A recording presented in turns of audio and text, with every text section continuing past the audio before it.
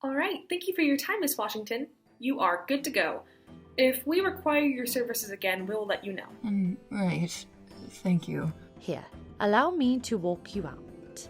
Oh, no, that's all right. I could see myself home. Thank you, though. Goodbye. Very well, then. Hi. Phew. All right, then. I will be off. There is a certain place I need to check up on. I suggest you two go hear what Madam Poppy Barnes has to say in regards to the evidence thus far. She didn't destroy it in that explosion, did she? Thankfully, no. If she tries to convince you to let her use her silly little contraptions, please let me know. Yes, ma'am. Well, you heard her. Come on, Detective Goodman. Yes, sir. You coming? Oh, yes, coming.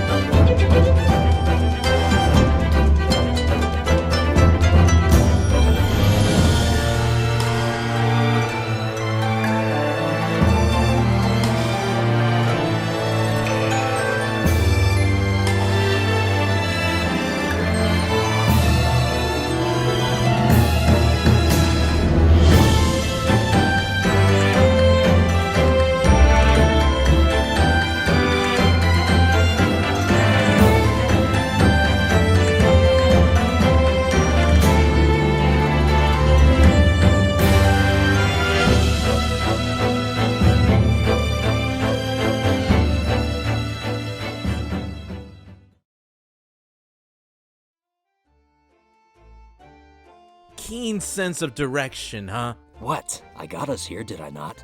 Yeah, in probably the most unconventional way possible. Why did we have to go through the cracks in the wall and not just down the street like any normal animal? This is just my method, Squishy. Deal with it. Fine then. Let's just go inside. Oh, it's you two again. So I see you two came to check the status of those cabin wagon books as well. Smart move. You're not here to deny us access to investigate again, are you? Of course not, Sir Daniel DeComp. I made you a deal, and I do intend to keep it after all. I believe we can stand to mutually benefit one another in this case. Mutually benefit? Yes, I believe that this may be a grand opportunity to see if we can track down Queen Clay and question them on why they needed to recall those books. If we are lucky, we may even be able to get their 2 cents on this whole cabin wagon serial killer as well. I see. Look, Frankie Boy and I got this. We don't need you. Again, Sir Daniel DeComp, I am not your enemy here. I only wish to cooperate. After all, I do like to have others around while I investigate. It helps me gather my thoughts in a more cohesive manner. I'm heading inside now. You two are free to join me if you wish. I really can't stand her. I know. Come on, bud.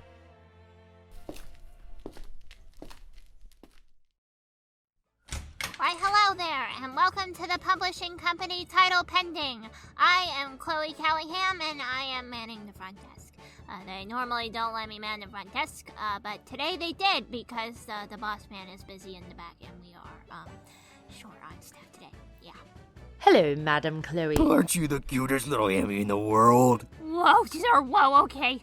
I must ask that you please stop that. I'm fragile. Yanni, stop that! Squishy, you've been replaced. Oh no, whatever shall I do? Madam Chloe Calliham, we are seeking information about the cabin wagon books that were recalled late last night. I have it on good authority that this was the publishing company that issued them out, yes? Oh, yes, ma'am. That was most certainly us, yes. Would you happen to know why this selection of cabin wagon books were recalled last night? Yes. I do indeed know the answer to that question. Richard, what happened to the cabin wagon books again? What? The cabin wagon books! Is someone at the front desk, Chloe? No. Chloe, I told you to come get me if someone came in. I'm sorry. It's okay. Why don't you go take stock in the back while I handle these folks, okay? Okay. So, what can I do for you folks? Yes, sir. What happened to those Quinn Clay books? I mean, they're a really popular title, are they not? So what possible reason would a publishing company have to stop production? Oh, that. Honestly, I'm not too sure of that myself. But don't you run the publication of these books? Surely you have to have spoken with the author, right? I wish. Would surely make my job a lot easier. Whatever do you mean, good sir? Well, Clay just drops off their manuscripts in a box at the back of the store. First time I nearly threw it out myself until I saw a large bag of coins. I skimmed it over and decided to publish it. Every so often, they drop new ones off. So I've never seen them. Oh, I saw that once. Oh, never mind. That was a dream. Yeah, that was a dream. Definitely a dream. Yeah. Chloe, get back to work. Oh no, I'm sorry. So you've never tried to figure out who Quinn Clay is?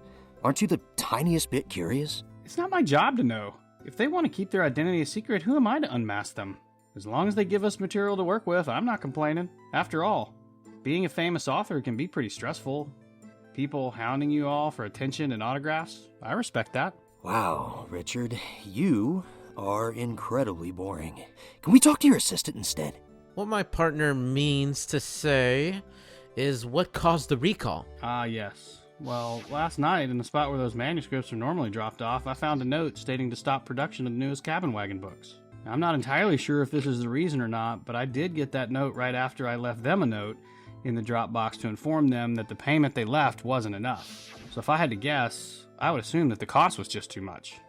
But why would the cost be higher than normal? It was the red ink, wasn't it? Yeah? How did you know about that? Unimportant. So you can print in red ink here? Yes, ma'am. We have the stuff, but not a lot, so it is very expensive to print with. Even if it's just a signature. When I first saw the signature in red ink, I was shocked. But I just assumed that was the way Clay wanted it, so we ran it anyway. So the original manuscript had red ink? That wasn't a mistake on your part? Of course not. I have it right here. Sir Richard... Dickens. Sir Richard Dickens, may we borrow that page for our investigation? Of course, ma'am. Wait, couldn't you just do a handwriting analysis on that page and find out who this Quinn Clay person is? Sadly, no. We would have to have another sample to compare it to, and testing every person's handwriting in Naybrooks would just be impossible. Bummer. Quite, but this is a step. I am more interested in the fact that Quinn Clay has access to red ink. No, is someone jealous, Chippy? Hey, watch it. Why do you need this information anyway? Wait a minute. Clay issued the recall, right? Yeah? And our killer murdered that big-nosed raccoon guy who stole the only books that were shipped out, right? His name is Grimly. Nah, whatever. Wait a minute. Did you say killer? Oh, don't worry about that background character. Background character? I would ask that you please refrain from announcing such confidential information aloud, Sir Daniel DeComp. Asking him to do all that is like asking Poppy to use conventional forensics equipment.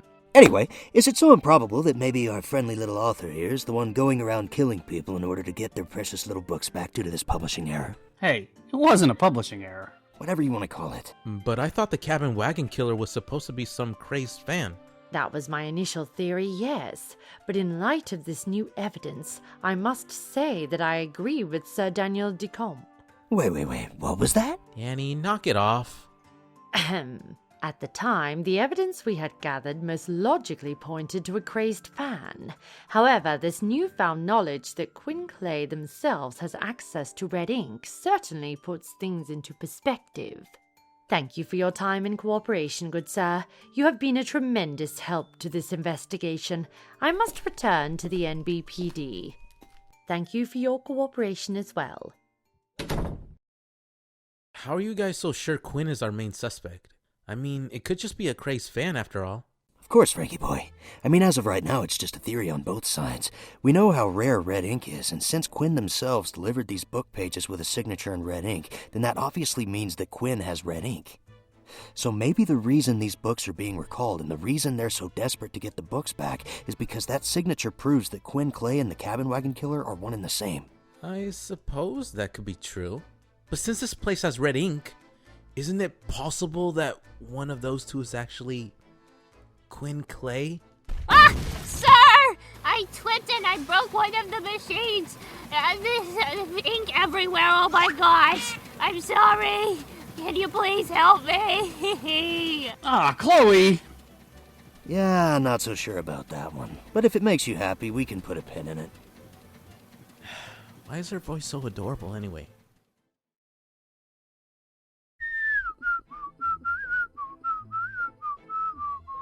Oh? What's this? Need some help there? No, I got it. Whoa, a magic show, huh? Yep, the magical Maxine.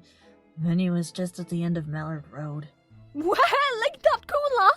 I've never been to a magic show myself. Oh, do you think the mighty Maxine would be down for an interview? I would be so willing! Don't know, don't care. I was just told to put up posters. I see. You think they would have hired an animal a bit more... never mind. You're doing great! Mallard Road, huh? I got time. And this could prove to be super fun. Perhaps I might get that interview after all. Now that would have viewers read the paper.